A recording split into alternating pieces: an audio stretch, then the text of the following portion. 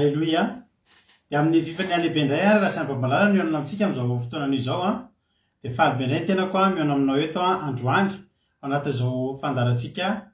vavaka fiambenana izay rahanao amin'ny fandarana andramoka izao ny Aki radio ny mpikambana anatin'ny vavaka fiambenana ary indrindra ny groupe izay maharesy dia miarabantsika rehetrarehetra natratra izao andro androany eto izao ary dia fiadanana tompony eo amintsika tsirairay avy dia matoky sy mino fa mahery tsara taonindray tsika rehetra izay tonga eto androany ary raha ohatra ianao redradreraka na kivikivy dia ny faniriako dia ao anatin'ity fandaran'ity ianao ao anatin'ny tenin'Andriamanitra izay andalo aminao dia ampahery anao ny tenin'Andriamanitra izay orinentsika eto androany ny fampaherezana izay atao hivavaka isika hihaino hira isika hihaino toriteny isika hihaino famelabelarana ny toriteny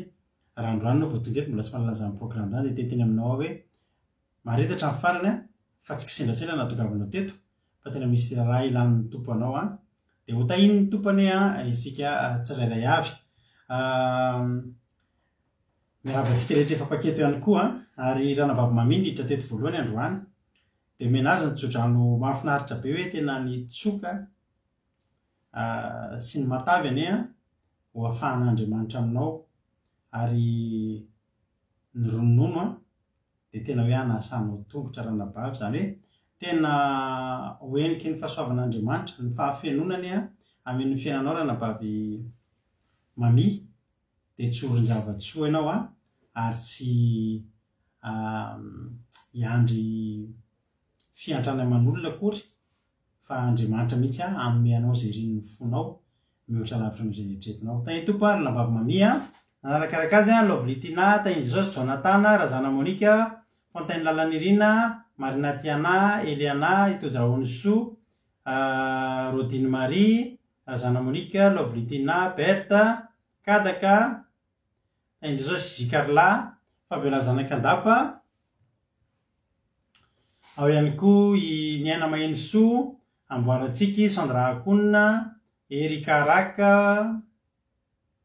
Zamina Rolianisa Kodanela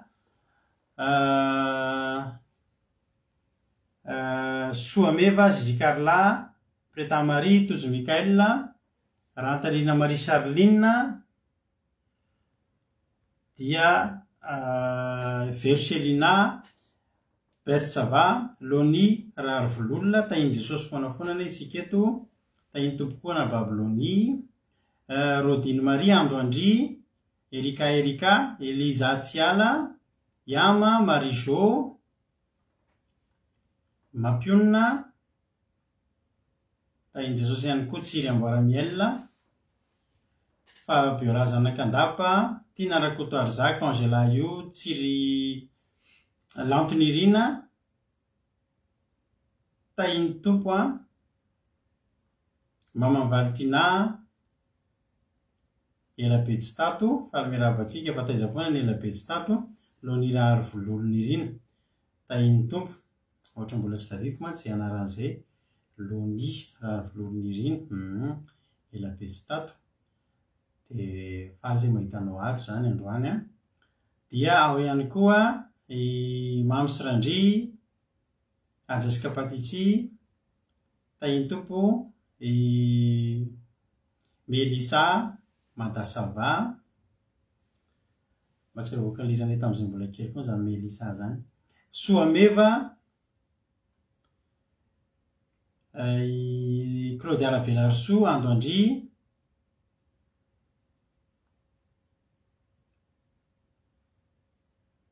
Nambitso Makarina Maniko sy mbola tsy voaravaka ihany ny teneniko Iangodinandrina Solo Sandola Fity tonga soa daholo isika rehetrarehetra tsy sisy olana mami amin'ny tsodrano Fitso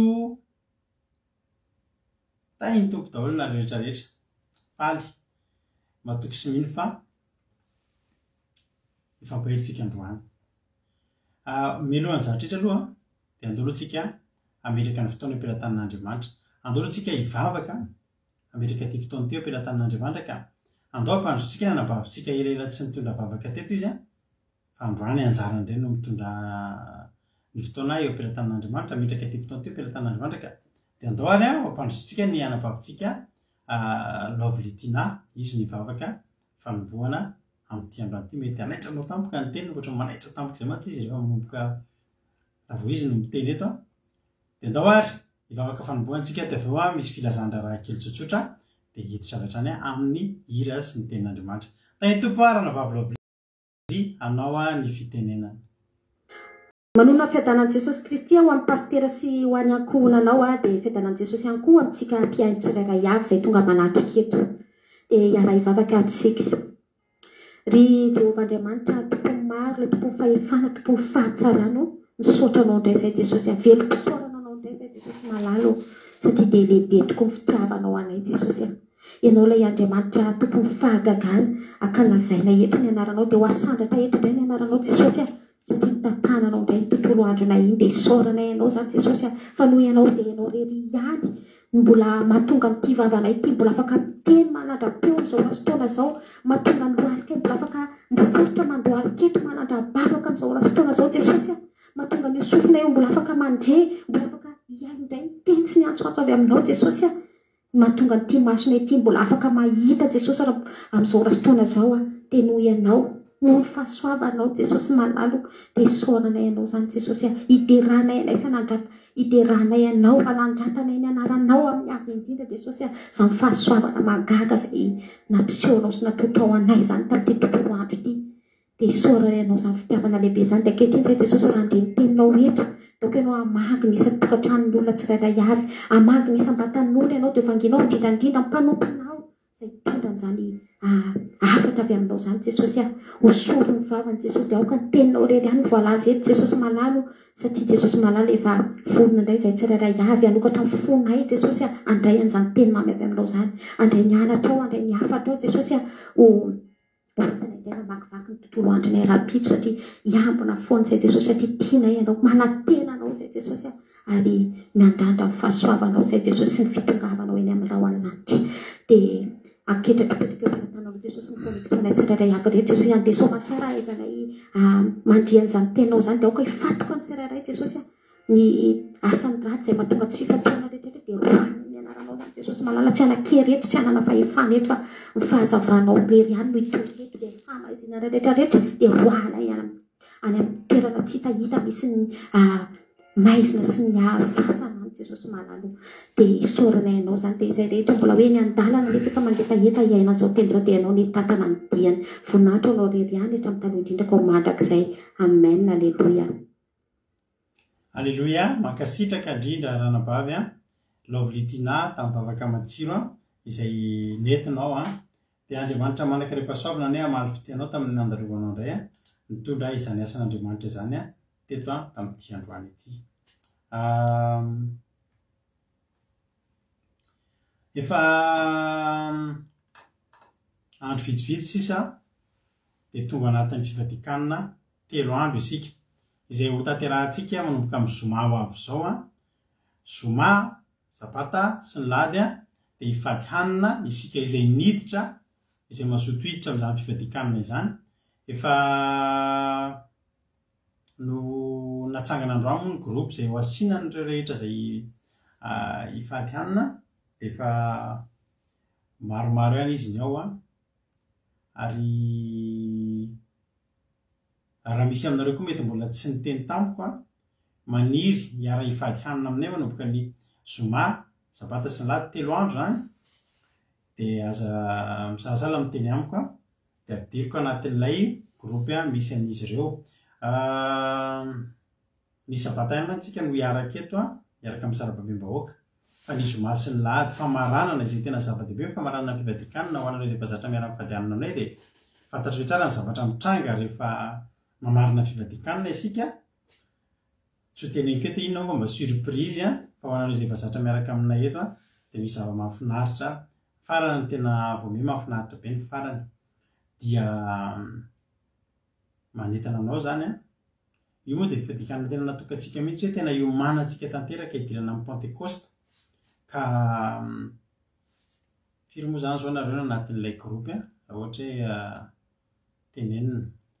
tsy hoe anaovana pub koa hoe mba hidiranareo ihany koa fa nefa tenenina ihany efa misy ihany eo amin'ny 3-4 zany zao no efa anatin'ny groupe hiditra fifadikanana misy aminareo manao asa mafy toy izy nareo tena tsy vitako le 3 andro fa ny zoma tena mbola miasa be de 2 andro atao fa manaray anareo manara nareo any anaty manara foana le fandaharana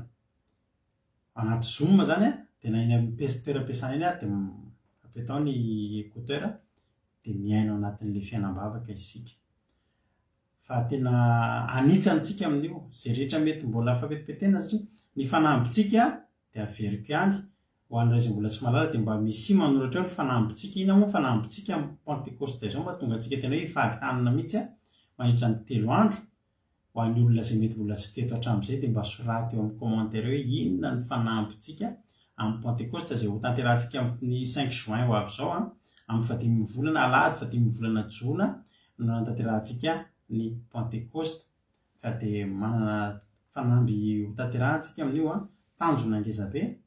de ny andresantsika ny batisan'ny fanahy masina ny fandraisana batisan'ny fanahy masina de dingana anankiray aorian'ny batisan'ny rano afahantsika rehetrarehetra miandrandra fandehanana makany an-danitra mba ho voavonjy isika de mavita ny batisan'ny rano tsika batisan'ny afo ary ny batisan'ny fanahy masina voalaza ny ranabavy ama io io ny fanambitsika ka ny atsika de tena iomanantsika mihitsy ny zany zavatra zany ny fatanterantsika amin'ny Pentecôste de tsisy live eto akory ny zoma ny sabata alohan'ny Pentecôste zany hoe ny 4 juin zany tsika no andreny toroteny fa ny lady amizay miaraka ao anaty zoom isika vavaka ny tena betsaka sy fiankofana ny tena ho betsaka ao anaty fa mety tsy de isy tenin'Andriamanitra firy-tsony fa vavaka sy fiankofana fa any anaty zoom kosa isika zay hiditra zany hoe ankalaza Pentecôste aminay zany antsika no miaraka antsika no hiandrandrana zany zay zany ny fanazavana momba an'iny ka ho anareo izay mazoto hiditra ny fifadikanana hiomana amin'izany Pentecôste zany de mandefa MP amiko de ampidiriko ao anatin'ilay groupe de mampidiry amin'izay ianareo amin'ilay application atao hoe Zoom ao anatin'ny téléphone anareo fa Zoom no ifandraisantsika matetitetika kokoa rehefa avy zao tsika de efa isaky ny latsinainy ohatry zao mantsy ny zay atao amin'ny groupe zay mare zay vita ny fandaron'ohatry zao de mbola misy Zoom kely zay rehefa latsinainy sy lakamisy ka ho anareo izay efa niditra tao anaty misaotra betsaka ny ranabavy Suzelle ampampatsiahivana de raha misy aminareo rehefa efa anatin'ny groupe fifadikananao mbola mazoto rehefa avy araka aminay de mba hanandrana an'izany hoe inona mbola ataontsika ao amin'io alina be rehefa avy eo mbola ifampahery isika alleluia de misaotra betsaka ranabavy lovely nata mivavaka Andriamanitra mandrakareva sorona ny amaly fitianao tamin'izay rehetra vitanao teo de tahiny tompo ary tsika tsirairay avy andao ary eno hira anankiray tsika aorian'ny tenintsika tiditra amin'ny tenin'Andriamanitra entiny ranabavitsika nambinina tsiry amboaramela nitondra tenin'Andriamanitra eto androany de maka baibolina sady maka toerana tsara zany ao anatin'ity hira ity dia mihaino finaritra isika tsirairay avy tahiny Jesosy za te tena aminao hoe raha misy ady lalovanao misy olona resaka tamiko teo ny compteko Rado Aki Radio ny compteko ranabavy Loni Rado Aki Radio ny anaran'ny compteko tsy any amin'ny le messenger an'ity page andramoko izao ty nareo mandefa message misy aminareo mandefa message amin'ity rehefa mandafangatambavaka rehefa talata de tsy hitanay nefa iny raha tsy aty ariny fa ato amin'ny compteko Rado Aki Radio no mandefa message ianareo misy olona resaka tamiko andrano mandalo ady be zany olona zany fa zao ny zavatra teneniko azy nytorotenitsika tamin'ny sabata moa inona ho anareo izay natadidy tsy hoe hiakatra eo tenivohitra karmely tsika de hifanatrika ny hiady isika fa zao ny tadidy tsy ianao no miady fa izy moa miady ao atsika Andriamanitra de Andriamanitra zany no hiady eo fa ianao mijoro eo fotsiny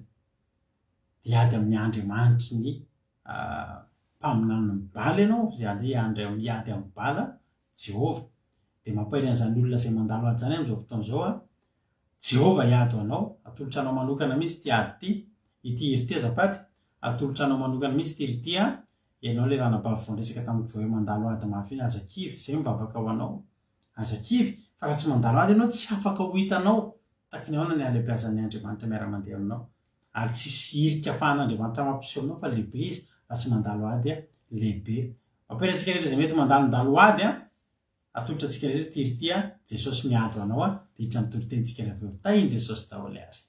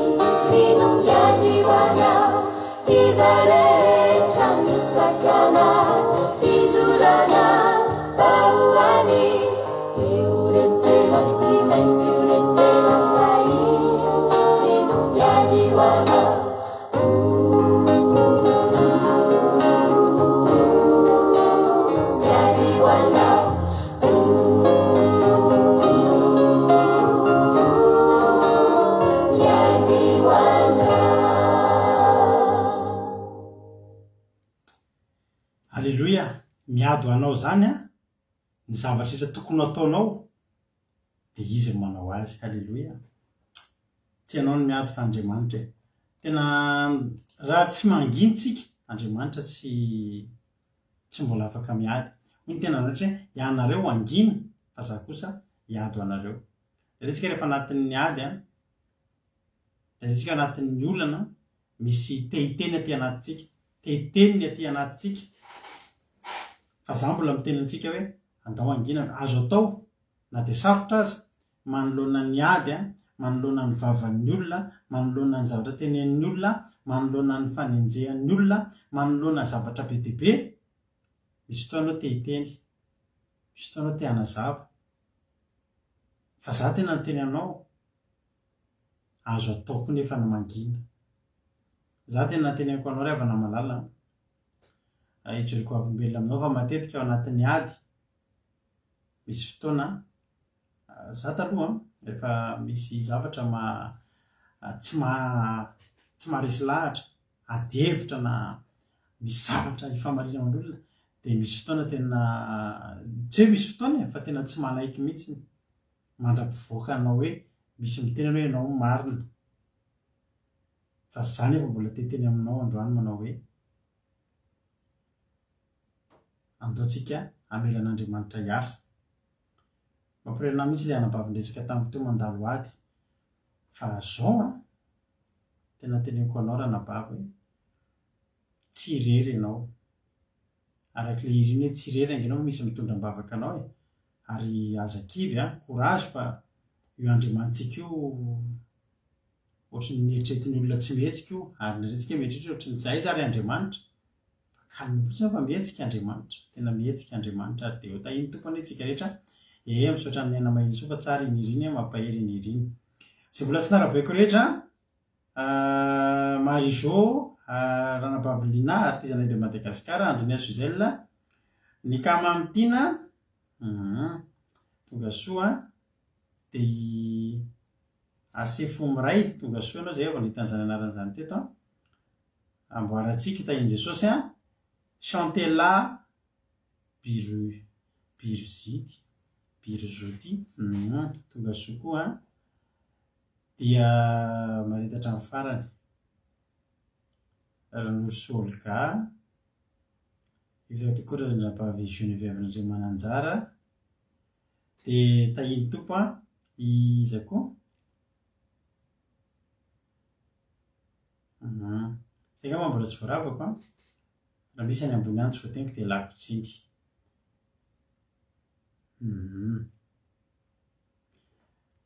Tahiny Jesosy. Misy fotoana monomonina rery tsy atao en'olo tadidiko zay misy ady hatrehany. Fa tsy monomonina amin'Andriamanitra. Tahiny tompo Ranabavy mihaja, tonga soa ihany koa ianao dia tahin'ny tompo dia mahereza hatrany hatrany. Daholo tsika hiditra amin'ny tenin'Andriamanitra. Tahiny tompo Ranabavy Noely Fantoa, Razana Monika ihany koa, tahiny Jesosy. Daholo tsika heno tenin'Andriamanitra araka amin'ny anabavitsika, na ambinina isika ao anatin'ny tenin'Andriamanitra amin'ity androany ity. Zao iteny verset amintsika eo izy, fa somary misy diso kely le verset, somary diso kely le fiteniny, diso kely izy teo am-pitenina le verset zany, fa tonga dia mioka anareo zao le verset dia amin'izay tsy iverinareo ampanarahana le toriteny. Ny verset ovakitsika androany mba mangataka hoe tonga dia mba hisy olona mba tonga zany dia mba hanoratra zay verset zay. Jaona voalohany, epistiliny Jaona voalohany, toko 5:20 hatramin'ny 1:20. Jaona voalohany, toko 5:20 ka hatramin'ny 1:20. Io no toriteny entin'ny ranabavitsika nambinina amin'ity androany ity, dia andao ary hiaino ny tenin'Andriamanitra entintsika mino efa vonombonina isika rehetrarehetra. Ao ary mahereza Jaona voalohany, misaotra n'ilay nanoratra, izy nanoratra ny verset teo, Papiolazana Kandapa, Erika Raka, Rolka Ranoroso, Antoandry, Marina Tiana, Marie-Jo, Eliza, Angela io, artisanat de Madagasikara. Misaotra anareo nanoratra fa io ny verset antsika androany. Dao ary eno andranabavitsika nambina amin'izay tsika. Anao ny fitenenana tahiny Jesosy. Dia mbola faly manonona ny fiadanan'ny tompo amin'ny tsika tsirairay avy ny tena fa tahiny Jesosy itsika rehetra dia tahiny Jesosy pasteur Menakavy. Ny teny izay ovakitsika indray androany dia amin'ny Jaona 2:20 ka hatramin'ny 1:20 dia mivaky toy izao manao hoe amin'ny anaran'i Jesosy. Fantatsika fa izay rehetra nateraka Andriamanitra dia tsy manota, fa izay nateraka Andriamanitra dia miaro ny tenany ka tsy mahakasikazy akory ny ratsy. Fantatsika fa avy amin'Andriamanitra isika ary izao tontolo izao kosa dia mipetraka eo amin'ilay ratsy avokoa. Ary fantatsika fa tonga ny zanak'Andriamanitra ka efa nanome antsika ny fahazavan-tsaina mba ho fantatsika ilay marina. Ary isika ao amin'ilay marina dia ao amin'ny Jesosy Kristy zanany, izy no Andriamanitra marina sy fiainana mandrakizay. Anaka, arovy ny tenanao amin'ny ratsy. Ny soramanitra dia mivaky toy izao manao hoe ny amin'ny fivavahana ary ny tsy fitovian'ny zanak'Andriamanitra amin'ny ratsy fanahy. Amen. Izany indray ny teny izay hoentiko amintsika eto androany ry havana. Tenin'Andriamanitra dia miteny eto fa izay naterak'Andriamanitra dia tsy mahay manota intsony ry havana. Marina tokoa izany voalazan'Andriamanitra izany ry havana fa ianao rehefa naterak'Andriamanitra ianao dia teraka olom-baovao ianao zay azy. Ny fiainanao taloha dia tsy fiainanao intsony rehefa manaratian'i Jesosy Kristy ianao, fa efa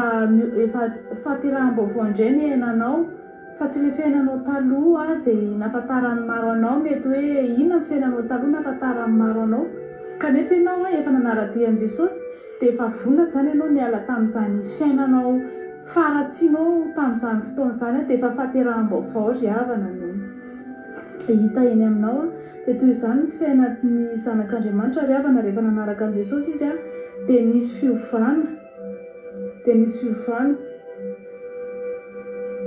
Ary rehefa mino an'i Jesosy izy dia tsy mahakasika anazy kory ny ratsy ry havana fa tena hoe na izy ara tsy tenanao ratsy intsony satria matsapa izy efa novondren'Andriamanitra, ary Andriamanitra koa miaro anazy dia tsy misy ratsy mahakasika anazy. Dia ianao koa tsy hoe eny ry havana mety isa mifakam-panahy azo anao indrindra fa rehefa hoe nanolo tena ao an'Andriamanitra ianao dia amin'iny mihitsy ny arany tena betsaka ny faharatsiana manantona anao, fa ianao koa dia miezaka mandositra miala amin'ireny toero izy manohatra an'irenitsika. Dia Andriamanitra koa miaro antsika ao anatin'izany rehetra rehetra izany satria tsika efa zanany dia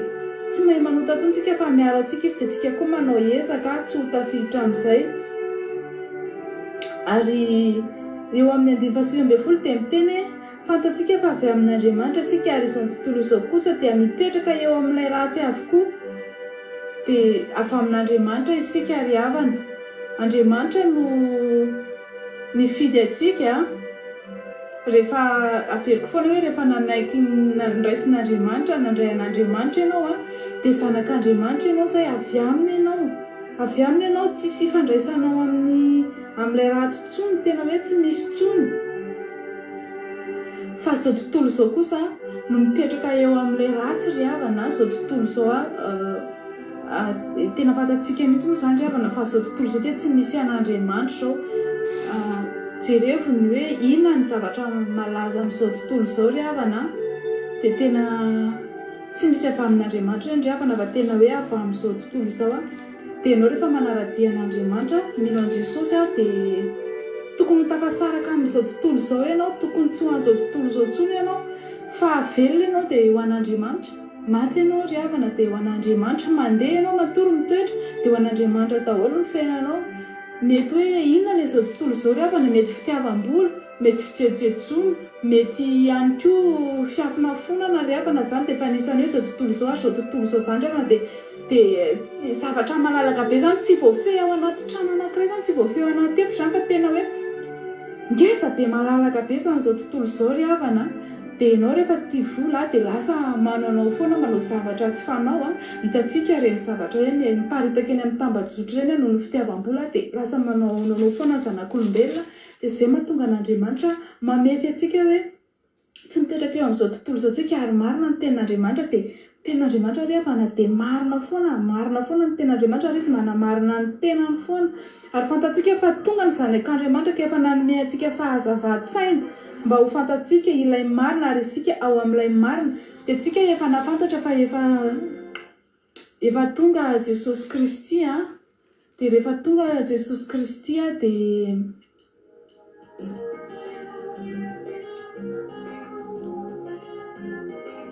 rehefa tonga Jesosy Kristy dia manome fahazava-tsaina antsika izy, mihamazava ny fotom-pisainantsika, tsy mazava fotom-pisainantsika tsy manana fotom-pisainana amin'izao tontolo izao tsika fa lasa manana fotom-pisainana araka ny sitrapon'Andriamanitra tsika, araka ny sitrapon'Andriamanitra ny fotom-pisainantsika, ary tsika tsy manana Andriamanitra afa-tsy Jesosy Kristy satria izy ny zanak'Andriamanitra, izy no efa tonga nofo ry havana, izy ilay nafon'Andriamanitra mba hamonjy atsika, dia tsika tsy manana Andriamanitra tompoina afa-tsy Jesosy Kristy satria izy no efa Andriamanitra lehibe ry havana, izy no Andriamanitra marina sy fiainana mandrakizay. Anakarovy ny tenanao amin'ny sampy, izany hoe tsy misy Andriamanitra afa-tsy Jesosy Kristy eto ambonin'ny tany dia aokontsika samy aro ny tenantsika, samy aro ny fotsika amin'ny sampy amin'ny karazam-pahotana izay mety hoe mahatonga antsika ho tafasaraka an'Andriamanitra ry havana, satria rehefa milomano ao anatin'izany fahotana izany tsika ry havana dia lasa tafasaraka, rehefa manana Andriamanitra hafa tsika dia lasa tafasaraka aminazy. Dia tsika tokony hiavaka foana, tsika tokony hiavaka tsika amin'ny olona manompo an'Andriamanitra sy ny tsy manompo, satria Andriamanitra efa tena havako ny manompo sy ny tsy manompo ary fantatsika fa izay rehetra nateraka Andriamanitra dia tsy mahay manota, tsy mahay manota tsika ry havana rehefa nanaiky nateraka Andriamanitra. Dia izany ry havana ny teny izay hoentiko amintsika eto indray androany dia voninahitra ho an'i Jesosy dia samy tsika mandihy ny tena ry havana. Raha mbola misy ohatra hoe mbola eny amin'izao tontolo izao dia miverena fa mbola tsy taritsika, fa mbola miandratsika Andriamanitra ary mbola manolo tanana atsika izy dia hitahin'i Jesosy atsika rehetrarehetra. Voninahitra ho an'i Jesosy irery ihany. Amen. Alleluia. Mankasitraka ranabavy saotra indrindra tamin'ny ten'Andriamanitra izay nentinao tena Andriamanitra manankiray-pahasaopina ny maly fitianao amin'ny asa lehibe izay vitanao teto androany, dia mitombo fahasaopina dia mitombositra dia anandritrinao hatrany ny Andriamanitra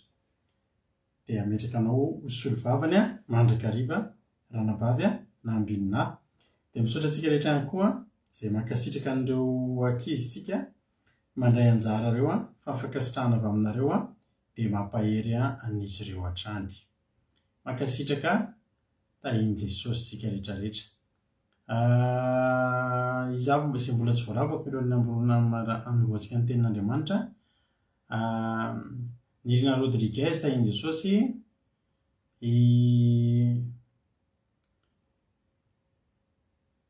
nambavy mihaja Jesosy mahery, le livant teo fanarabaiko teo, Naël, izay kama mbola Samina, Alléluia, Jonathan, itody raha onisoa tahin'i Jesosy sika rehetrarehetra. Misaotra n'Andriamanitra sika amin'izany teny mahafinaritra be izay nentin-dranabavintsika teo izay. Jaona voalohany toko 5 andiny 7 hatramin'ny 120 no nivakiny tamintsika teo andraisantsika fampahirezana amin'ity androany ity. Amin'ny anaran'i Jesosy fantatritsika fa izay rehetra nateraka Andriamanitra dia tsy manota, fa izay nateraka Andriamanitra dia miaro ny tenany ka tsy mikasika azy akory ilay ratsy. Fantatsika fa avy amin'Andriamanitra isika, ary zao tontolo izao kosa dia mipetraka eo amin'ilay ratsy avokoa. Ary fantatsika fa tonga ny zanak'Andriamanitra ka efa nanome antsika fahazavan-tsaina mba ho fantatsika ilay marina, ary isika ao amin'ilay marina teo amin'i Jesosy Kristy zanany.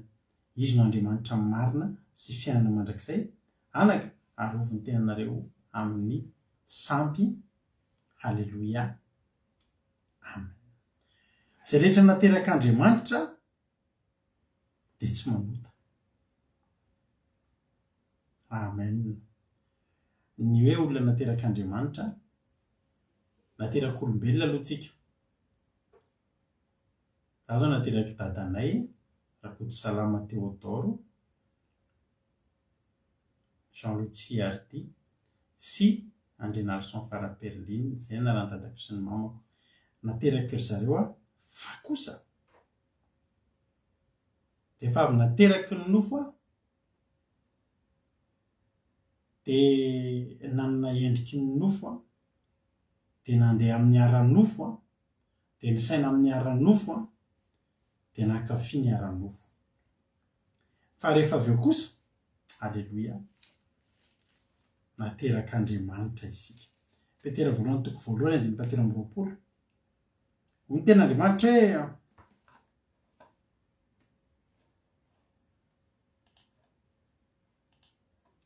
Alleluia. Hoy ny ten'Andriamanitra hoe Petera voalohany toko voalohany andiny fahatelo amby roapolo. Fa efa teraka indray ianareo sy tamin'ny vo mety loha, fa tamin'ny tsy mety loha, dia ny ten'Andriamanitra izay velona sady maharitra. Avy eo vita batisa. Alleluia. Dia ny fanaovana batisa mantsy rehefa vita batisa isika dia voalaza ny ten'Andriamanitra fa nateraka indray. Ary izany no mahatonga antsika eto antsika zao tsy ho ela amin'ny weekend lavalava itsika dia natateraka batisa tsika ao Paris ao. Alleluia. Mbola tsy tenenina aloha fa surprise hoe iza no atao batisa ao Paris amin'ny weekend lavalava io fa anao batisa ao Paris tsika. Teneninareo eto ihany ny fotoana hoe arira misy aminareo ao Paris sy ny manodidina dia mba hifampahiona aminay hanarika izany batisa izany dia afaka tonga ianareo aty amin'ny 91 aty Évry aty efa misy toerana fanaovantsika batisa. Tany nanaovana andranam-pavinambinary natao nitory-teny teo, nanaovana tiana rakotoary zaka, dia mbola andro koa tsika nanao batisa any amin'ny ranobe any Évry fa tsy Ivry. Ao Évry tsika nanao batisa amin'ny 7 amby roapolon'ny volana May. Alleluia. Dia raha tsisy ny vivana dia misy olona roa atao batisa eto Paris, dia misy olona roa koa tokony atao batisa any Koweït any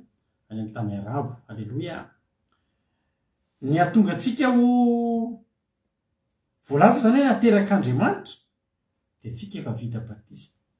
Ary izay mampahery anareo hoe raha misy aminareo mbola tsy vita batisa amin'ny rano, tsy le batisa le eto le rano kely atao eto tsy izay no nampianarin'i Jesosy atsika. Fa ny nampianarin'i Jesosy atsika dia izay nataony tenany dia niroboka Jaona mpanao batisa. Satria ny atao hoe batisa dia fandroboana, ny atao hoe fanaovana batisa dia mandroboka, mandetika. Alleluia. Dia izay no natao tamin'i Jesosy dia izay koa no ataontsika, dia andevina fahotana. Izany reto hoe mandevina izany mino fa tsisy olona mamongatra faty hoe nalevina dia avy indray ankoatra ny Lazarosy sy ny sisa izany rehefa misy zavatra levintsika na misy olona levintsika dia any iny faty alevintsika dia any iny. Misy indray andro zao nahita pastera zay variana be nahita anazy misy telefônina zay dia ozy izy hoe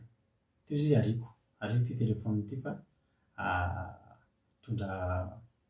mitondra fakapanahy dia nalevany amin'ny ranomasina le telefônina. Dia nefany mahavariana fa ohatra mbola hitako manao live ihany izay pastera zay. Izany hoe iny anaovany live telefônina dia tsy nandevina telefônina zany zao izy satria efa mandevina ny atao hoe mandevina dia any iny tsy hitatsondry mandevina. Hoy ny ten'Andriamanitra hoe izay rehetra naterak'Andriamanitra dia tsy manota. Ny alehantsika any Évry zany hanao batisa andevina fahotana. Dia rehefa hoe mandevina dia tsy hitatsony, tsy mipongatra intsony iny, tsy hitatsony iny. Alleluia. Izay naterak'Andriamanitra dia tsy manota, fa izay naterak'Andriamanitra dia miaro ny tenany ka tsy mikazikazy akory ilay ratsy. Miaro ny tenany. Ao moa zany miaro teny zany misy zavatra miainga avy any dia raha ohatra ianao filoham-pirenena na olona manan-katao dia manana garde du corps ianao dia tsy ianao miaro ny tenanao fa ny garde du corps-nao miaro anao. Fa ny atao hoe miaro tena ianao mihitsy miaro tena. Misy fiadiana miala dia ianao mihitsy miaro tena. Eto zany ny ten'Andriamanitra dia miteny amintsika hoe izay naterak'Andriamanitra dia miaro ny tenany. Misy fotoana miaro antsika Andriamanitra, mandefa anjely mihitsy izy mitoby manodidina miaro antsika. Fa raha manoloana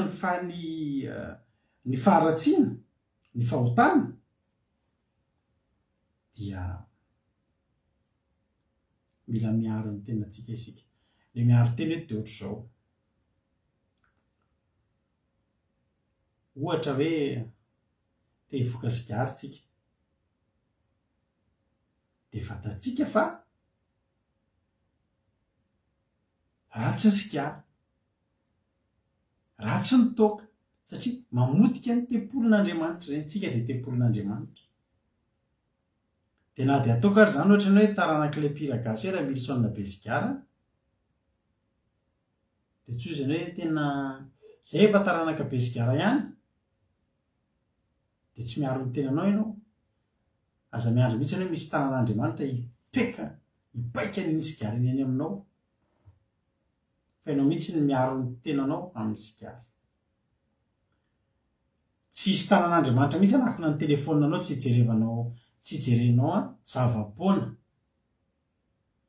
zava-betaveta sy zava-poana amin'ny telefoninanao fa anjaranao maninona anjaranao ny miaro ny tenanao efa fantatrao zao ohatra fa misy ohatra ny azy zany ohatra misy télé misy chaîne na télé tsy milamina tsy vaovao no jerenao ao na zavatra mahafinaritra na anona fa evitanao mihitsy hoe ato misy chaîne na télé fa dia efa zavatra mamofady mbola iny ihany mipotsehanao ty zany reto olo reto dia tena mpanota nefa ianao mbola te hijery an'ilay izy fa anjaranao mihitsy tsy mijery an'ilay izy any amin'ny Jakoba ange jerentsika Jakoba voalohany Jakoba toko voalohany andiny fafito amby roapolo ny tenin'Andriamanitra ny tapany faharoa Jakoba toko voalohany andiny fafito amby roapolo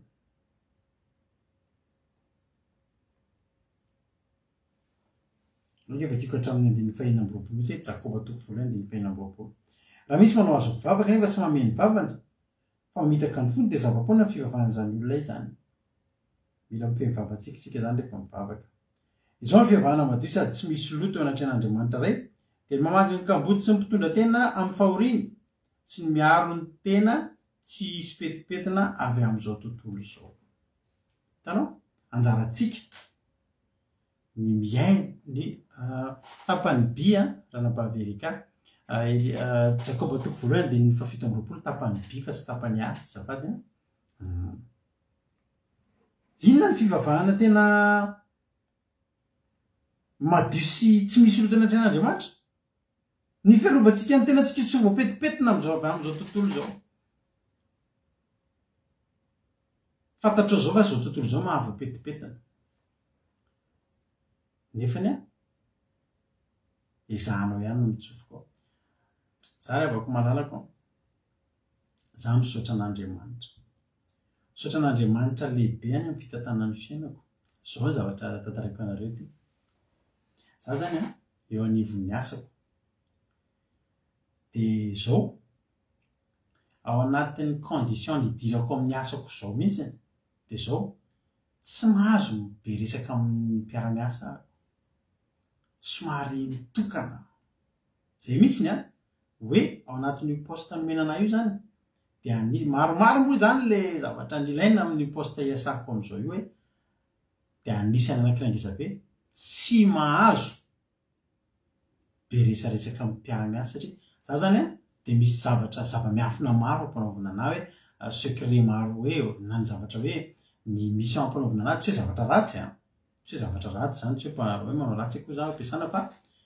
mitazona zavatra karazana hoe secret amin'ny ao ampiasana zany dia tsy tiany mpampiasa anahako mahita ana hoe bebe resaka amin'ny olo hitanareo moa fa zava ty resaka be resaka azonareo le izy dia zay anisan'ny condition dia mety amiko nefa le satria maninona inona ny zavatra resahan'ny ao ampiasana rehefa le mba misy pause na mba miara misakafo atoandro iny tsisy afa-tsy zavatra ratsy teny ratsy dia mifaly amin'ny zavatra ratsy dia mandefa mozika tena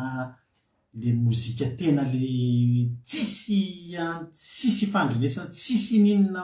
mamino anao dia zay misaotra Jesosy tena zay zany ny anjara omenanahako tena anisany mihitsy hoe rado reto avy ny zavatra ilaina amin'ity postanao ty olona mahatoky olona azo atokisana tena hoe homme de confiance mihitsy zany dia olona tena hoe manidiny vava sy miresadresaka reny mpiara-miasa manontanytany zavatra anao ahonahono le anina io fa ao aminao misy zavatra napetraka ny mpampiasanao dia tsy mivoaka tsony iny tazona tsy ambaratena de zay mety amiko zany ka dina zavatra mitranga de asa tsy de miaraka amin'ny mpiaramiasa tokoa manana ny toerana misy anazy de zao tokatokany ety za tsy hoe mifampiavinavina ny mpiaramiasa mifandray tsara ara-dalàna fa kosa maka entre anahako sy ny mpiaramiasa misy distance kely tsy maintsy respecteko zany de mety amiko le izy satria manino ny olona miaraka eo am'izay miteniteny foana sisisa za tsy afaka isindrany mihitsy hoe miavinavina raha tsy eo satria tsy mety amiko kokoa le izy satria tsy mety amin'ny fivavahako tsy mety amin'ny Andriamanitro ny tenin'Andriamanitra za aoka ianareo hiaro ny tena tsisy petipetina am'izao tontolo zao de mety amiko fampiarahaba sy ny sisa de fa tsy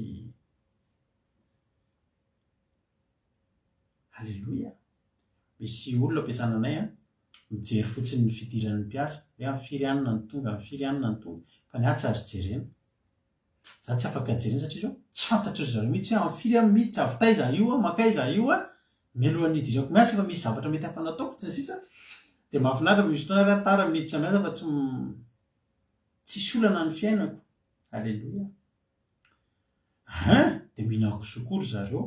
de zareo manao fetifety eo de fampizarazara sakafo ao sy de ina ondra mihinako soa mihitsy zava-padina mihitsy fa mahafinaritra le izy satria manala anahako tsy ampisy petipetina anahy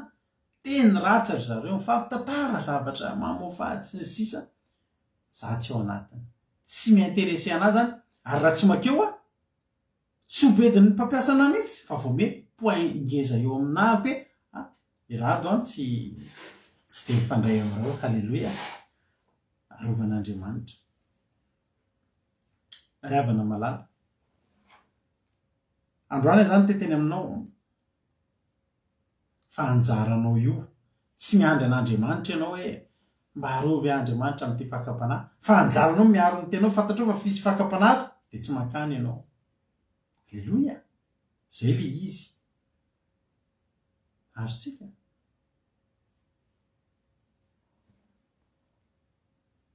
anjaratsika ny miaro ny tenatsika tsisy petipetina am'izao tontolo zao ary ho ten'Andriamanitra hoe amin'ny Jaona voalohany toko fahatelo nge vakitsika 7:7-8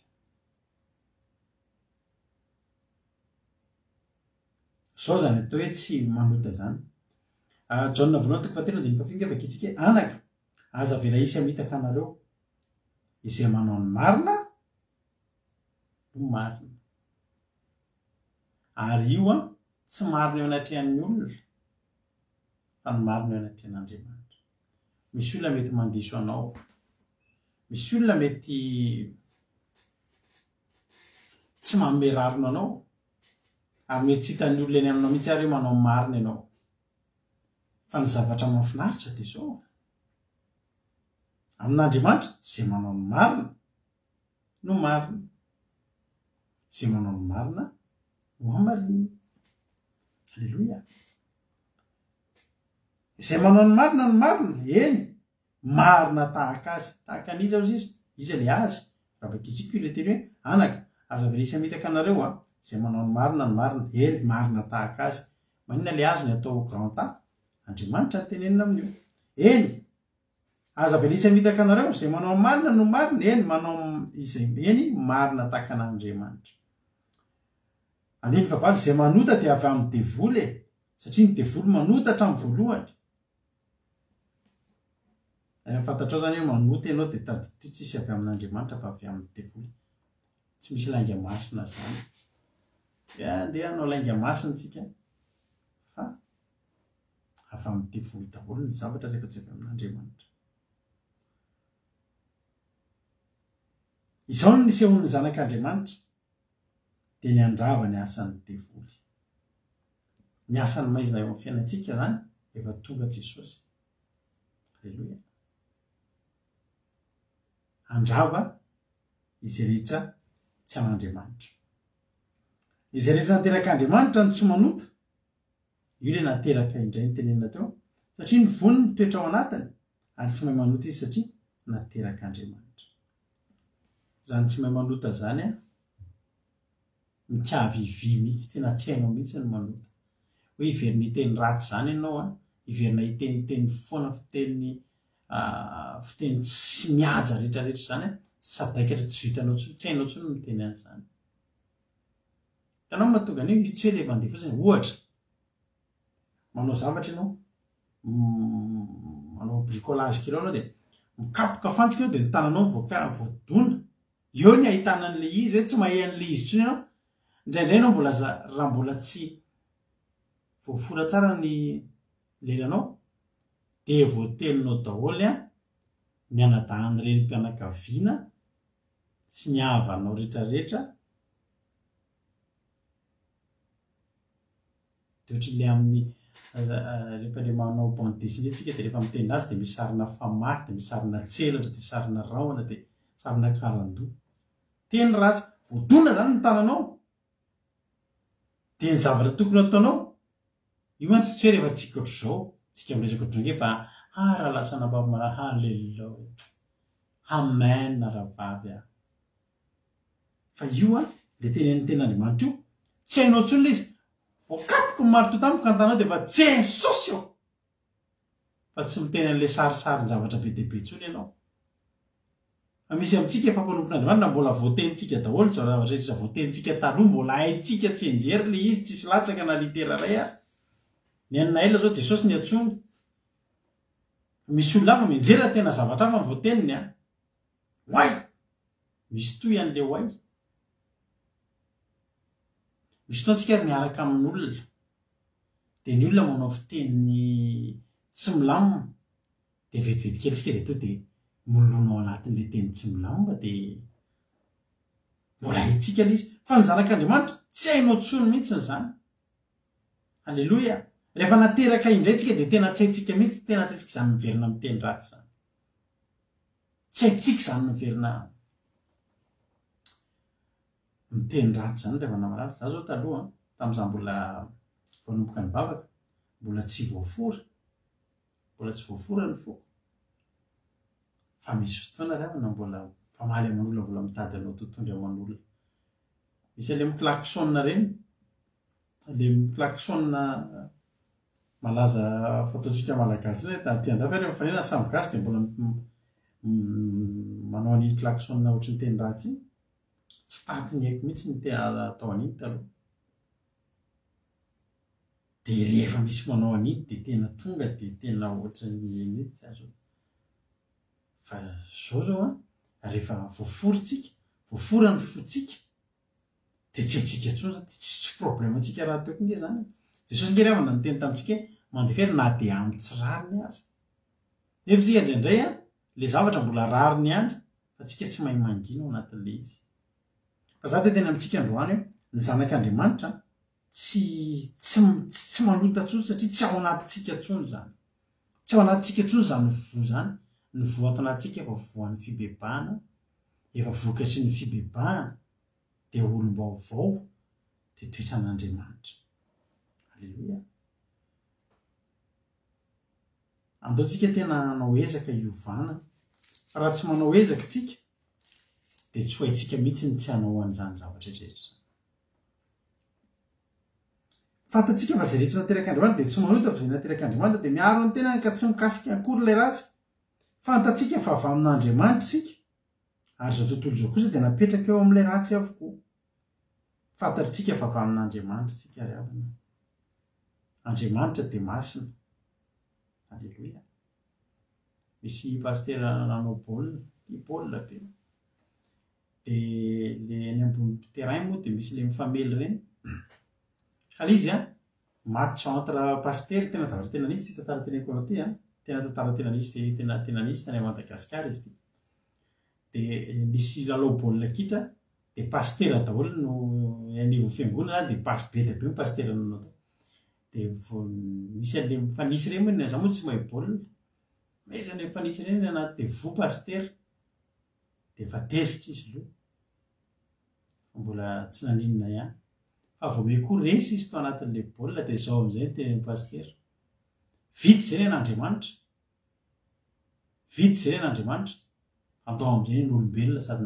nafototra any amin'izay tanynakanjo hoe iady amin'le tsy nanaiky misy pasteur zay tena iady tena notototra tsy ady tezitra tamin'le nasiny izy no tezitra tamin'le resy ka tena marina ihany tokony tsy nanao baolina tsony pasteur satria efa tsy mataty resy tsy mataty vo nefa ny olona tsy mivavaka ary manana zany hoe fo sportif de aloha tsy manao baolina petsingery avandriany zavatra afotsika rehefa mivavaka ity za zao tena teneniko anao fa tsisy sportif ohatrany milomano tena milomano io tena zavatra anisan'ny tena sport tena mbala ataoko io ary tena akafiziko ary tena hoe miditra anaty piscine amin'ny folo maraina tsy mialo raha tsy amin'ny 4 zany tena nahafantarana anazy ny hatrany mbola kely fa tsy mety amiko intsony le izy ary hoe vavaka dia tsy hitaiza vatana fa io vatana io tezan'Andriamanitra ho azy eo foana betsaka ny sport mbola azo atao fa le manolomano tsy mety amiko satria tsy maintsy manao maillot de bain ianao milomano dia tsy maintsy mitanjatanjaka ery aman'olo ery dia tsy mety amiko intsony dia betsaka ny namako gaga nareo tsy milomano intsony fa tsy milomano intsony aloha zao anyerinana meny Jesosy zay rehefa mandeha vacances zay miakanjo zay rehefa eny amin'ny plage miakanjo zay mandeha milomano iza koa nitanjaka ao mianatra an' Jesosy efa tsy haitsika intsony zany mitanjatanjaka zany satria maninona tsika efa nateraka Andriamanitra tsika tsy haitsika tsy possible zany hoe andeha hanao maillot de bain kely ery za ery hitan'olona tsy mety satria tsika efa misy vo ato anatytsika ato rehavana malala tsy hoe vo inona tsy hoe vo an'iny tsika fa misy vo maniry ato anatytsika ny voan'Andriamanitra ary fatatsika fa amin'Andriamanitra tsika dia anao amin'ny voninahitra an'Andriamanitra tsika zavatra rehetra zay ataotsika andao mizitsika voninahitra an'Andriamanitra ny fiarahantsika amin'Andriamanitra dia misy zavatra fohy fa raha mbola tsy fotsika ireo dia tsy possible mihitsy ny mbola ilantsika amin'izao tontolo izao ka tonga amin'izany hoe tsy haitsika intsony manota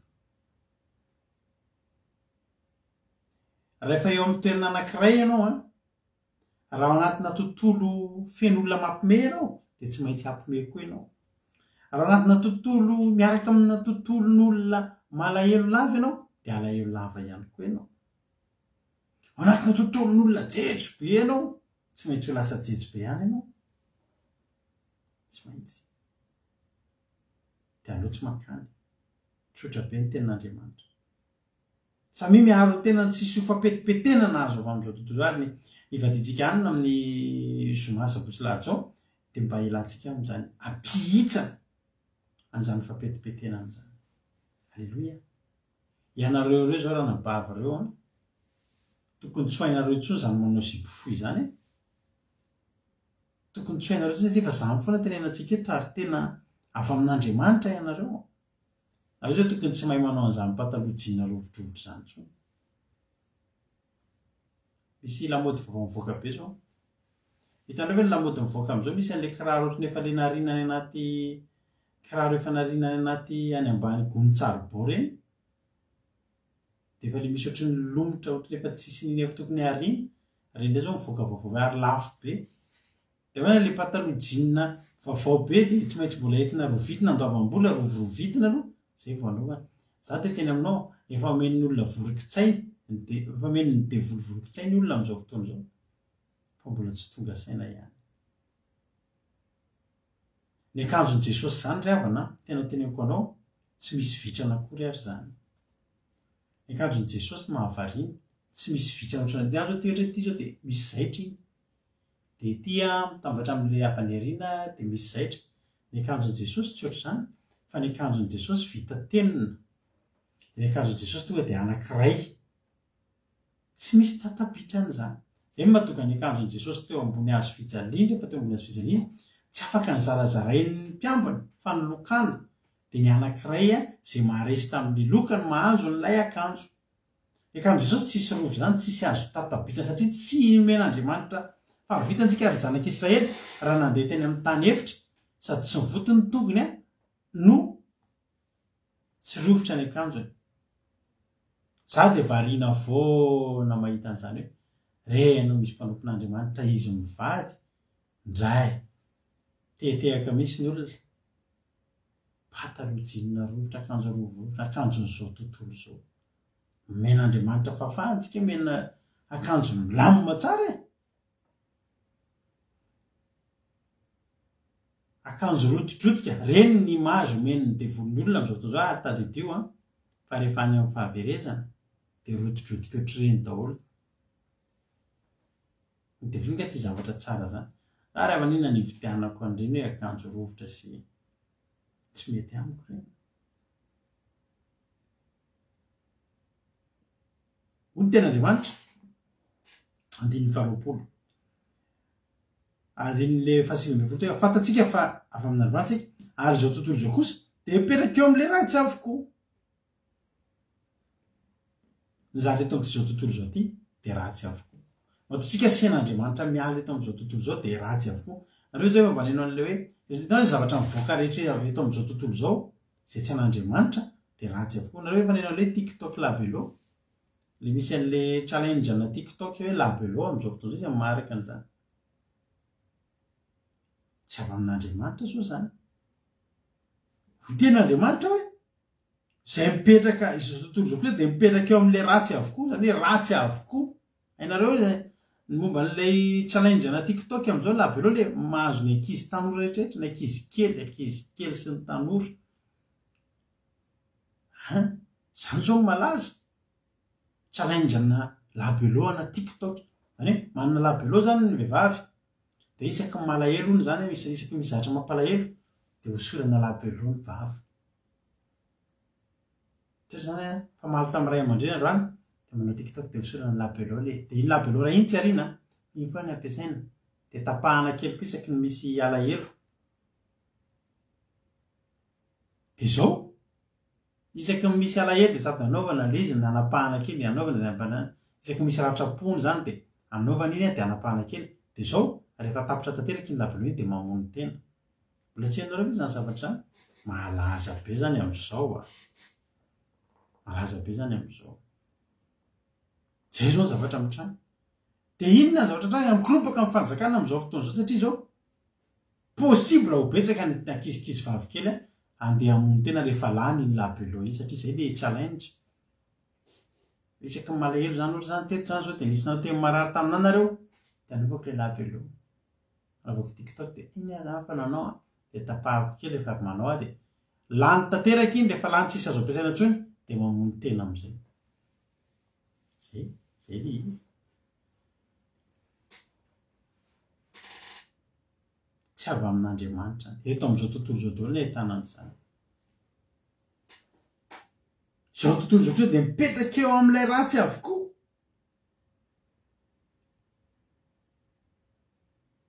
de ny zava-rehetra mipotra eto ny zava-baovao mipotra de tsy mba misy zava-baovao an'andriamanitra zany tsisy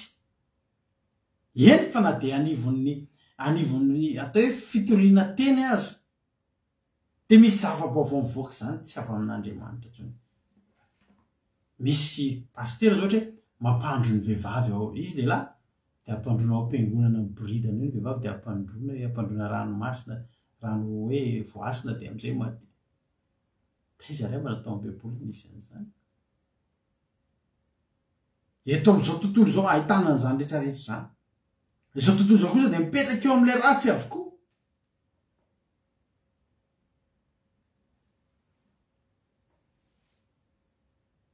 misy zany challenge zany ke fa ela be nisy zavatra mitovitovy am'izany na tsisy aza ny tiktok tadidinareo ke misy an'lay artiste anankiray le artiste mpirahira mavesatra le mitarika ny olona mpieno anazy amono teny pionenireo zany ampahirezina am'izay ndana mamono tena de mamono tena tokoa ny olona ty azy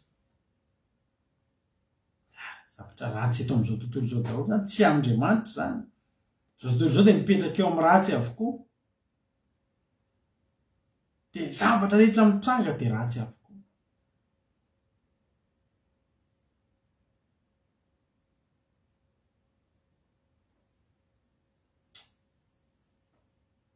misy misoso toka daholo am-piangonana mividy labiera paster misoso toka daholo dia falifaly fanamasina nefa mamy toka ry havana isika kosa ndo hisaraka amin'izao tontolo zao mahafinaritra any ry havana ny ankepitenanareo ry havana fa mahafinaritra ihany ty fivavahana en ligne aty satria zao na enao an-tranonao rery ary tsisy fampetipetena za nge tena hifanao fa ndraindraiky eny anivon'ny fiangonana ry havana mandeha eny am-piangonanao rahatrapo nentinao mody fa zay mivady manokana rehefa nanomboka nanao an'ity fivavahana en ligne aty rehefa hoe tato an-trano zay zany zao efa firy taona tato an-tranonay zay no mivavaka dia zavatra tsapanay tena re hoe misy fahadiovampo re hoe tena misy zavatra fifandraisana akaiky amin'Andriamanitra misy fotoantsika na dia mandeha makany am-piangonana misy anababo zay mpiaraka amintsika eto dia tsisy atao fa tsy rehefa avy mivavaka izy dia mitantara za pastera tena maratra ny foko pastera zao ny zavatra nitanga tany am-piangonana ho zay tena fiangonana zany natao an'inona azahoana em-panahy raha manana olana ianao any am-piasana tsy milamina amin'ny fiainanao tsy andronao zay atongavana any am-piangonana anitsananao an'izany dia eto eto amin'ny groupe eto vao misy zavatra mitady andotondoto fony hafa dia tena eo ny hoe zay mivady dia mandray andraikitra ohatra misy amin'ireo ankizy ireo manaonao zavatra mety andotondoto ny hafa mampalelo ny hafa dia eo ny hoe dia tenenina ny antony dia zao tsy azo asiana an'izany eto amintsika eto tsika efa ao amin'i Jesosy tsy azo asiana an'izany olona tezitezitra milongolongy mifampifosafosa gauche droite ary satria zao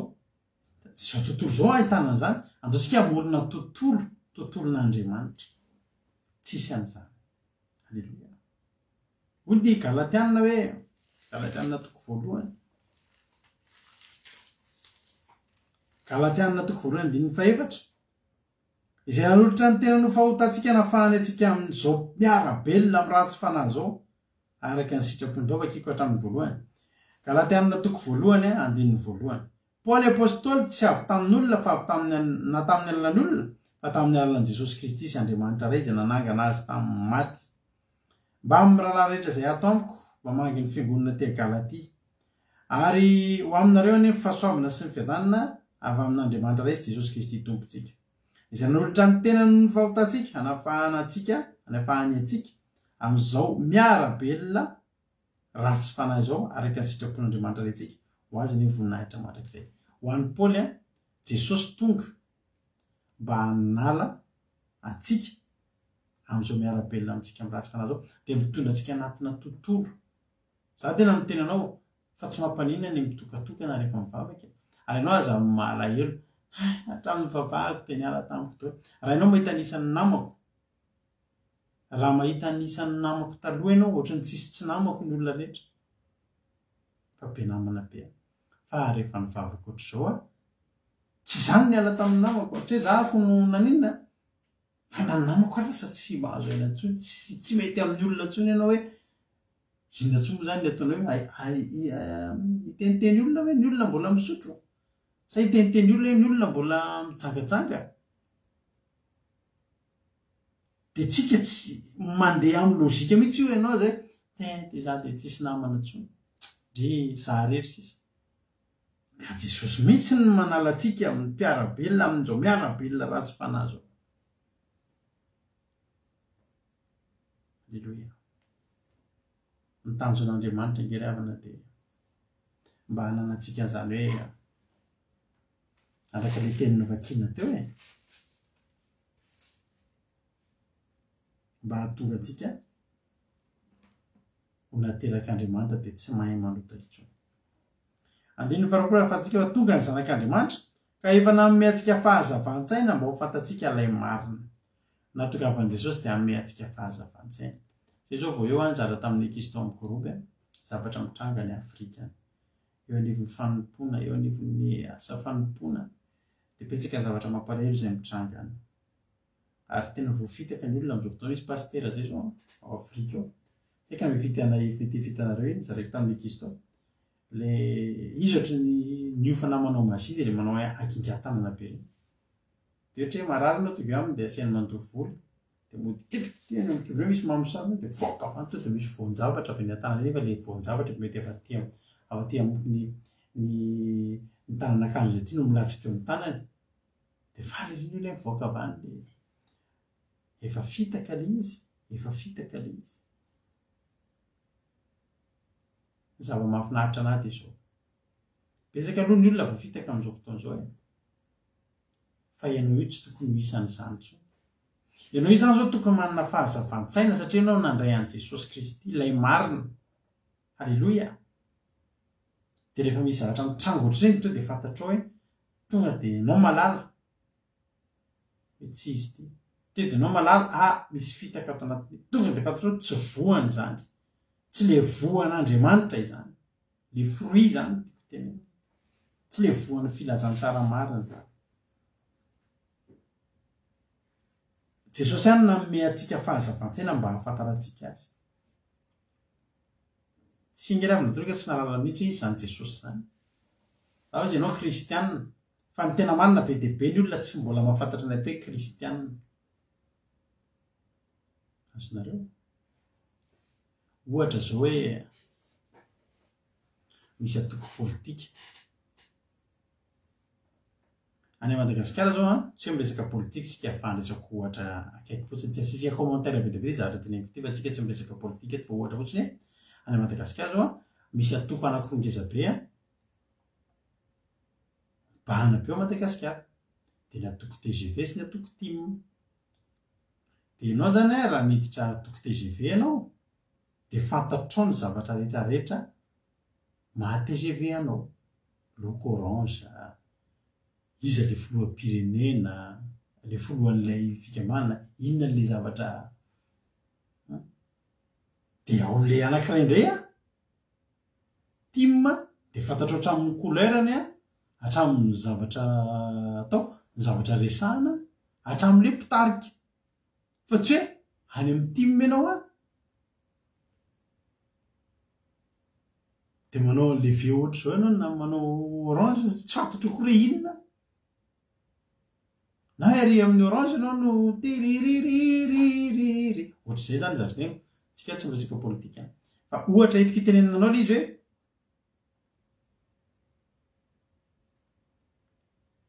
be dia be ny olona nareo ke inona finareo zay kristianina ozy ny olona ka zay taloha tany amin'ny tena tamin'izay teny amin'ny fiangonana taloha zao ny zavatra tena mba zavatra mba tsaroko za rehefa nataloha tena teneniko anareo tany amin'ny fiangonana isany efa tamin'izany mbola kely tsy nisy na de ray aza hatramin'izao miezaka mitady natadidy ve za hoe nisy toriteny voaraiko tao am-piangonana tamin'izany tsy nisy fa mba fantatrao fahazarana tany am-piangonana taloha ary zany tena zavatra otriny hoe nanalehibiazana tao anatin'ny saina mihitsy mahita ny ataon'ny olona lehilahy lefa lehibe reny vao manomboka zany ny hira hoe alohan'ny toriteny de misy hira atao eo mpitsanganana de ao anatin'ny hira iny ohatrany mirodana mandeha mivoaka daholo ny olona ny lehilahy matetika mivoaka taty lalana hivoaka de za taloha tena eritreritra misy tambola kely hoe zay zany fanao rehefa lehibe hoe rehefa lehilahy lehibe satria tamin'izany siko lehilahy de tsy afaka manazava misy mpianatra fe raha vo lehibe zany anao de zavatra atao voalohany vao misy hira voalohany hoe hitra ny toriteny de mivoaka daholo de makaiza ny lehilahy eo aminay misy fivarotan'izay eo ampita eo de makao sotro labiera mihinana mofo pain lasary ohatr'izany miresadresaka rehefa toriteny de rehefa toriteny tao am-piangonanay mangadiady tena olona antitranto reny daholo mihaino toriteny de vehivavy mananona ny teny reny de akizy fa ny olon-dehibe lehilahy lasa aiza daholo zareo ao iverenao miresadresaka tomobila miresadresaka momba ny asa ohatr'izany tsy haiko nareo na ny aminareo koa moa nisy ohatr'izany taloha ry havana malala fa raha nytanindre ny olo reny izy nareo ve musulman sa bouddhiste azay kristianina fa ny tena marina tsy fantatry ny olona ny atao hoe kristianina ny atao hoe kristianina de mpanaradian'ny Kristy ary Kristy de tenin'Andriamanitra ary ny olona miaraka amin'ny Kristy tena olona tena maharitra tenin'Andriamanitra tsisy olona miaraka amin'ny Kristy tsy tian'izany tenin'Andriamanitra zany vao miaraka amin'ny Jesosy fotsiny de efa toriteny telo andro toriteny fotsiny vao mihaona amin'ny olona izy de toriteny aloha tsy tsy possible mihitsy zany olona hoe kristianina tsy tia miheno toriteny zany ary hoe kristianina kristianina mihitsy ozy ny ranabavy ny jupeny apotope nefa tsy fa jesosy ary sy ny mpisolona ary lehilahy hatrany amin'ny kitrokely ny lambany zareo ny akanjony zareo any hoe zao fantatra hoe aloha jesosy fa betsakitsika ny tsy mahafantatra an' jesosy ny atao mba anaradean jesosy ny atao kristianina de fantatrao zany hoe izy kristy inona ny rehetra momba azy ao am-piangonana ianao alleluia alleluia fa voavoaka fiangonana fotsiny ao anatin'ny tomobilinao ihany de fa hira tena any am'le tena tsizy mihitsy le mbola zao tontolo zao ravana malala za ty teny aminao androany natongavan' jesosy de ny anome antsika fahazavan-tsaina mba ho fantatritsika ny marina maninona ny olona mbola miezaka manaiky mbola mifidy ny tsy alalany marina nefa natongavan' jesosy de nilaza atsika ny atonga atsika mba ho fantatsika ny marina ary sika ao am'le marina teo am' jesosy kristy zany izy no andriamanitra marina sy fiainana mandrakizay alleloia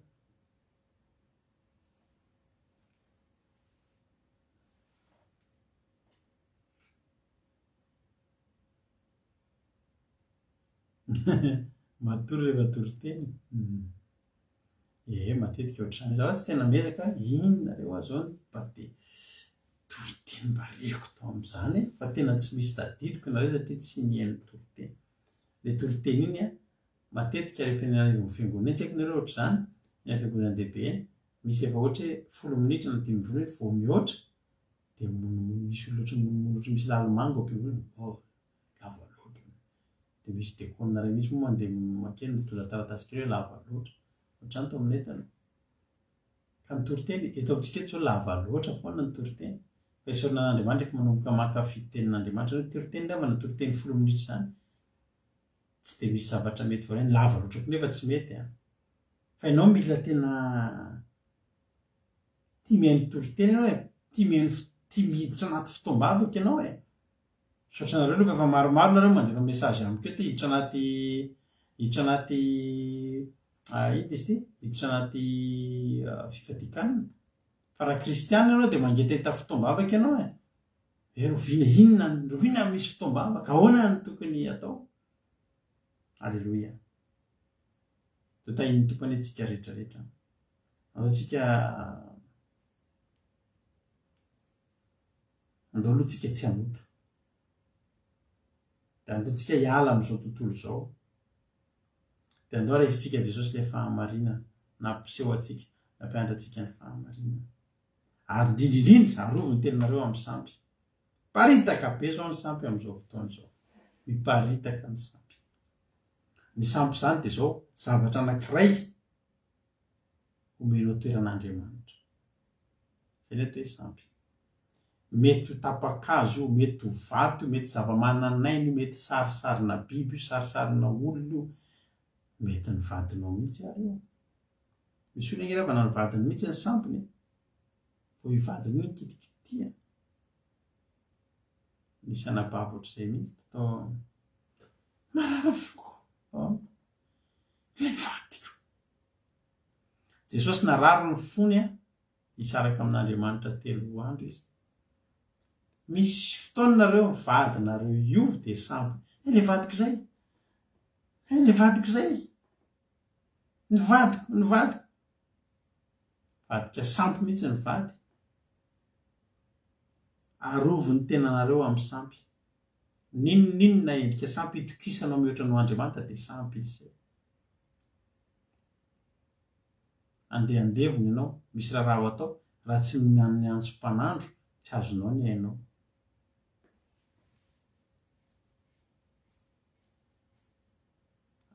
arovy ny tenanareo amin'ny sampy osy ny olona hoe anala fanadinany ry etikia ety miaraka amin'ry ty vakana kely ty de tazomy anaty tanana sampy zay raha vo zavatra mihitsy ny anatenanao zavatra mihoatra ny anatenanao an'Andriamanitra itokisanao ny atokisanao an'Andriamanitra dia sampy izy zay antsika tsy hanompo sampy antsika hanompo an'Andriamanitra ho tahiny tompony antsika rehetrarehetra mila fa voarainao indray ny afatra tamin'ity androany ity samy miaro ny tenany aza diny fa zanak'Andriamanitra ianao samy miaro ny tenany amin'ny faratsiana samy miaro ny tenany amin'ny fampetipetenana ahitsano ny fampetipetenana rehetra avy amin'izao tontolo izao Jesosy raha toa efa ho avy ry havany Jesosy nge efa ho avy ary rehefa ho avy Jesosy dia izay rehetra voapetipetana nanaiky voapetipetana dia tsy fotoana fanadiovana Jesosy ny fiavian Jesosy mantsy tsy fotoana fanadiovana antsika intsony hoe Jesosy io iny ianao fa tonga fa petipetita fa mba diovy efa le angoniny anjery sisy ny ratsy dia angonina dia dorana fa zay tsara entinao atsopotra entinao an-danitra ka androany manam-potoana ianao raha tonga Jesosy rapitso amboary androany alleloia androany miala amin'izao tontolo izao aza mikasikasika ny ratsy dia aroviny tenanao amin'ny ratsy ho tahiny tompany antsika tsirairay avy aminao fa voarainao zay afatra zay androany misaotra nambininatsika nitondra an'ilay teny misaotra nareo ihany koa nahatra ny teto hatramin'ny farany ieniritsika dia hivavaka avy hatrany isika tsirairay avy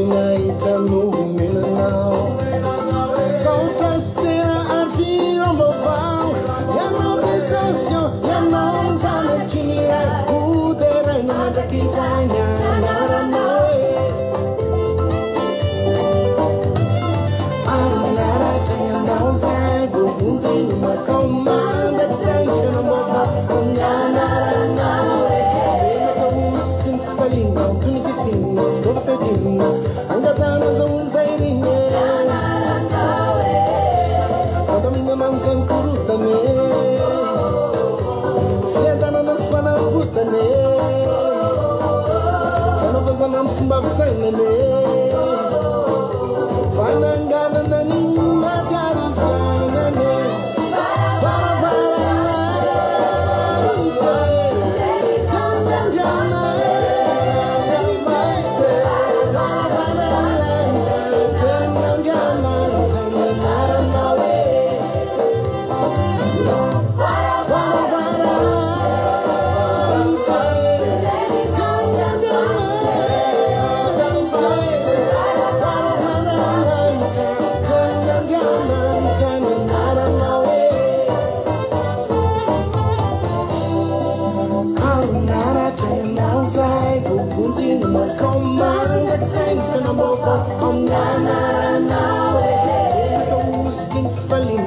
fisinna fitokotetinna angatamazamonzairine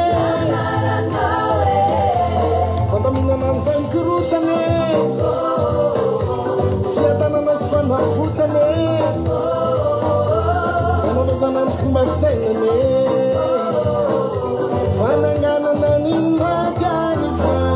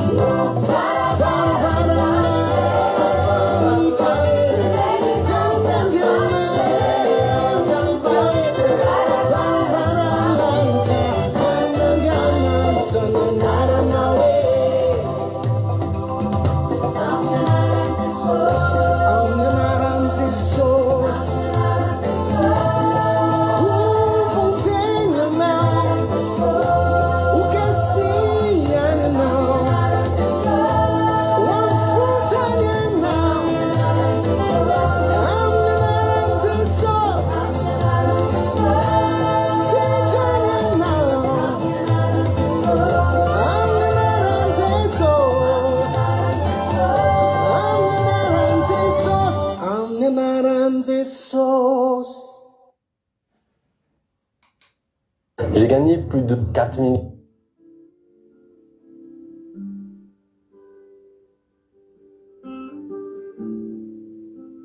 Raha antsika vavaka raha an'izany toriteny zany amin'izao fotoana izao a dia isika rehetra samy hiara hivavaka sady hiara naiky manao hoe Jesosy io tena hiaro ny tenanay amin'ny ratsy zay manomboka androany hiaro ny tenanay amin'ny fampetipetenany zay a mba hatonga Andriamanitra an'izany hoe fahamarinana tsy ary ety aminay zany ry havana malala Andriamanitra raha nandefa Jesosy tety amintsika dia zao hampalalantsika ny fahamarinana andraisantsika n'ilay marina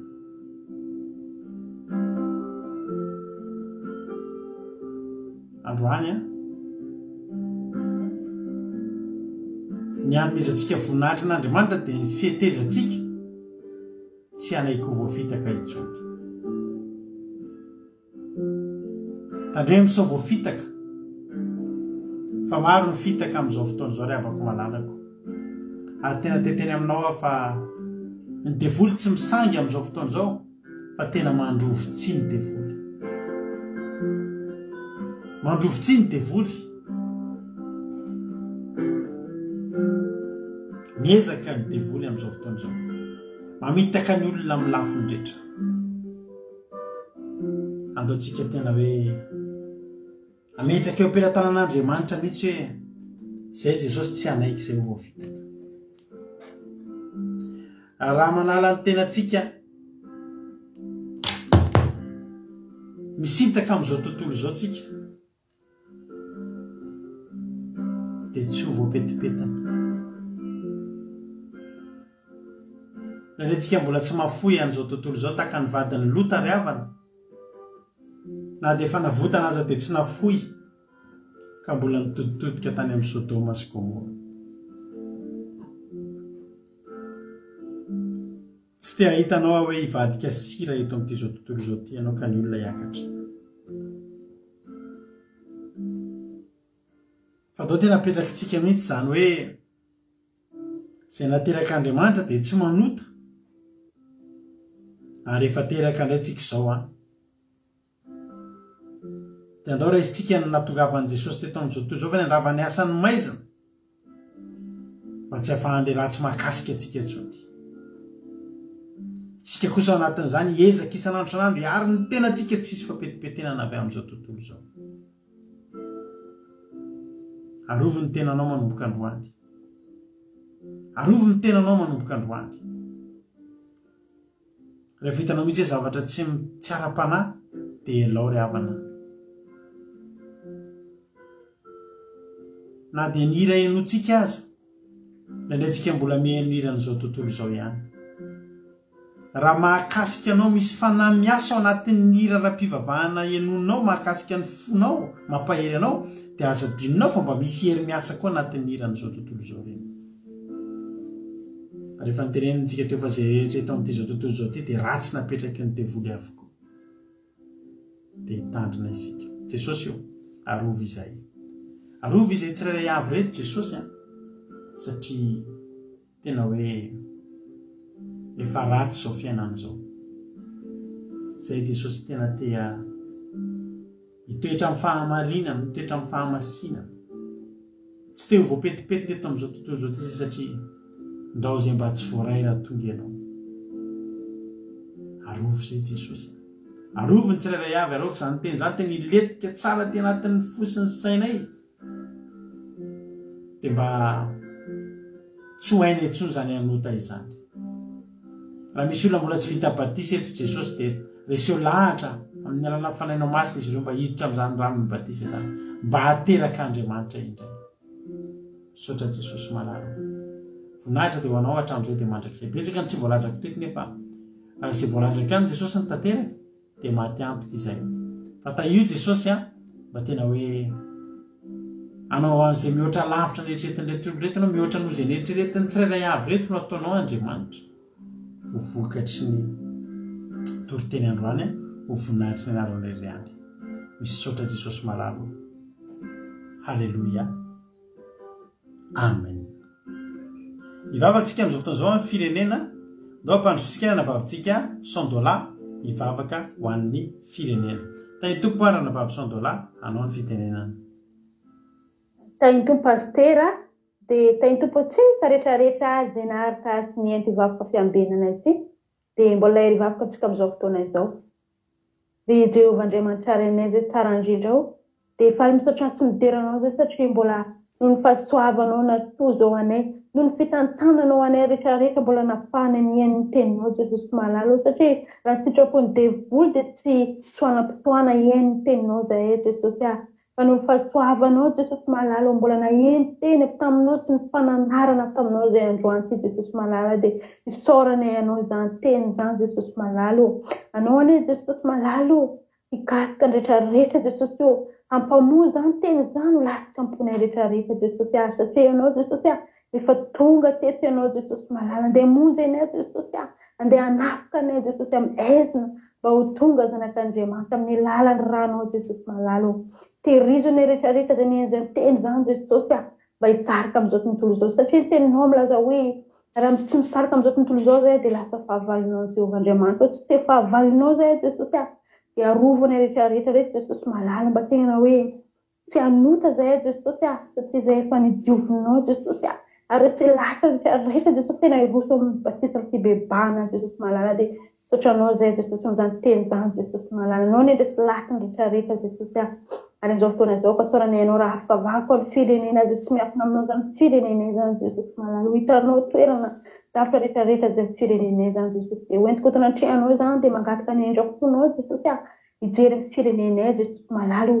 ary indrindrandrindra ny fiainam-panahy Jesosy fiainan'ny mpanahy rehetrarehetra mipino mpivavaka zay milaza kristiany amin'ny toerana Jesosy malala. Mangataka ny fanamasina anao tompo tena anazava betsaka amin'ny tsirairay aby atao hoe inona atao hoe kristianina zany Jesosy satria mbola betsaka ny tsy mahalala dia betsaka ho titra foana hoe mpivavaka Jesosy nefa zany tsy manova ninona Jesosy Jesosy malala. Mangataka ny fanamasina anao hiasa amin'ny rehetrarehetra Jesosy satria fantatra Jesosy zany matondra ny firenena poty zany matondra ny firenena sahirana satria tsy tena mandray anao zany firenena zany Jesosy dia hitako natrehanao zany Jesosy tenay manova zany fa hainao zany Jesosy anao ny amony ho an'ny rehetrarehetra zay mangetahetanao arovanao amin'ny rano mba tsy azony fanamamitika Jesosy mba tena hoe famarinanao lasika ampony tsirairay aby Jesosy dia tehirizo Madagasikara Jesosy malala. Anao ny ameny banga Jesosy ho an'izay tsy ampy efa ny trano fahasahiranana amin'ny aretina maro isan-karazany Jesosy anao ny jery sy amonjy ny tsirairay aby Jesosy malala mba ho afaka amin'izany olana izany dia sotranao Jesosy raha afaka zany mivavaka zany firenena izany Jesosy malala. Anao ny jery Jesosy amin'ny afaka masoa amin'ny firenena Jesosy malala dia sotranao Jesosy tehiriziko zay rehetrarehetra rehetra hisaraka eto anao tantana sy hiaro anay Jesosy rehetrarehetra zay alehanay Jesosy mba handeha araka ny sitraponao zay Jesosy mba mitateraka teny mba tianota zay zanako zay Jehovah-Andriamanitra tehiry zay arovo amin'ny ratsy zay tsy malalo mba fanay fandray aminao mandrakariva ary fanay tena hoe hiakatra any aminao raha tonga aminao amin'ny ranaka Jesosy azavela diso anjara zay rehetrarehetra voninahitra ho anao rere any aleluia Jesosy amen. Alleluia. Isaorantsika Andriamanitra izany vavaka izay nentiny ranavavitsika $100 teto tamin'ity androany ity. Dia Andriamanitra manankirepasoavana koa maly fitianao ranavavy $100 tamin'izay vitanao teto androany. Dia mitombo fahasoavana mitombositra hatrany dia mankasitraka antsika rehetrarehetra koa mankasitraka an'izy ireo. Tsara fantatreo fa zany feokira henonareo zany dia ira tolo sy ira lady Jonathan atsika nanomboka tamin'ny fahatelo taonany akira 2 dia izy nanao ny feokira teto amintsika teto. Dia isaorantsika atsika eto moa dia manana tanora manan-talenta isaorantsika an'i Jesosy zany. Dia zany feokira zany tsara fantatreo fa rahalady Jonathan no mitendry an'izany. Dia tahiny tompo rahalady Jonathan isaorantsika rehetrarehetra ihany koa. Dia rapitso indray tsika miona raha mbola singany amin'ny rahalandry zao dia eo netsika rapitso. Amin'ny 7 maraina mampionona miaraka aminareo ao anatin'ny vavaka maraina. Amin'ny 7 sasany alina zaho miaraka aminareo anaty vavaka fiambenana. Tsara Jesosy fahasoavan'Andriamanitra ny eo amintsika ary soavelin'Andriamanitra verimaina ny fotoana laninao teto niaraka taminay teto androany. Za mety ain'Andriamanitra akiradio.radio12345.com averika any akiradio.radio12345.com no ahafahanao mihaino ny onjam-peo akiradio zay mandeha andro aman'alina misy toriteny foana isaky ny adiny 3 amin'ny 7:7 maraina amin'ny 7:7 miaraka amin'ny hira gasy vazaha anglisy mandeha ao daholo ara-pilazana tsara zato ny radio atsika samy mihaino alafanginanao ny akiradio tahiny tompo daholo tsika rehetra mahereza daholo misotranao na hatrany hatramin'ny farany ho an'i Jesosy reny ny voninahitra amen.